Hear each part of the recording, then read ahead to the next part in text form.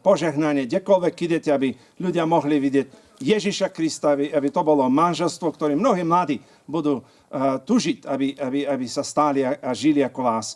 Žehnám vás v mene Ježiša Krista, tak prajem, aby Božia ruka bola nad vami, aby Boh vám dal úspech a naplnil každú jednu potrebu, tak ako je napísané Filipánom 4:20, že každá jedna potreba je naplnená Kristovi Ježišovi. V mene Ježiša Krista. Žehnám Ivka aj Roba. Amen.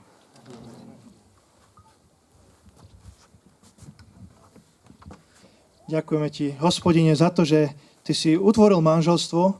Ďakujeme, že si stvoril muža a ženu nie preto, aby sa vzájomne nejako trápili, či ubližovali si, ale aby sa doplňali.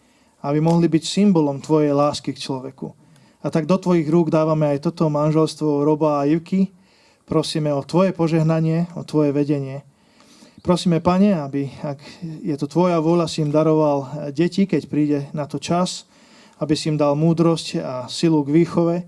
Prosíme, Pane, aby v každom období a v každej situácii života mohli nachádzať riešenia a pomoc u teba. Vkladáme ich do tvojich rúk. Prosíme o tvoju milosť, o tvoju priazeň a o tvoje požehnanie pre tento nový manželský pár. Amen. Teraz budeme pokračovať a pristúpime k podpísaniu manželskej zmluvy. Najprv poprosím ženícha, potom nevestu a potom vašich svedkov.